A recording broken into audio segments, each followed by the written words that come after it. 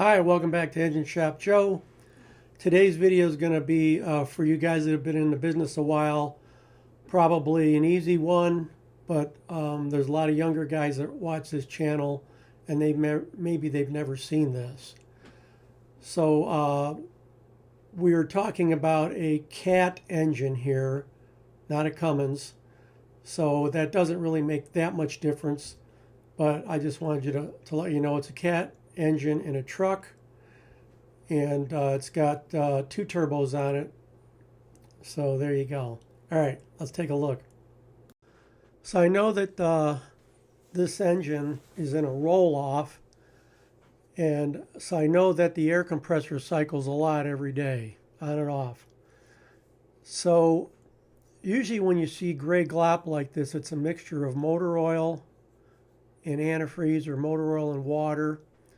So he hadn't been complaining about a lot of excessive oil being drained out of the air tanks, or the customer complaining about oil under the truck when the air tank spits, anything like that.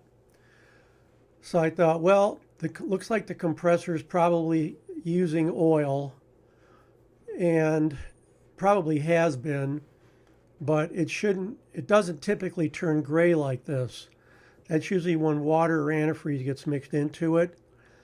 So I was thinking probably something happened in the head of the compressor, either with the gaskets or an O-ring or the head itself, and we're getting a little bit of coolant in there, and that's mixing with the oil that the compressor is using, because it was the original compressor, and the Cat's about 15 years old. So it doesn't surprise me at all the compressor is using oil. So I had them blow out the line from the compressor to the air tank. I had them pull the line off going to the compressor from the engine, and that was dirty, but it didn't have any water or antifreeze in it, no glop in it. It looked kind of normal. So at that point, I was pretty sure the problem was related to the air compressor itself. So I told him to get an air compressor and install it, and he did. And then the next week he spun the new filter off, and it was way better than this. So he put another one on, and the week after that he spun that filter off, and it looked pretty much normal. So he spun it right back on, and we're calling the problem fixed. Now, if this had been a Cummins, I would have told him to get a Recon air compressor head. There's no reason to change the entire compressor if there's not oil in the air tanks.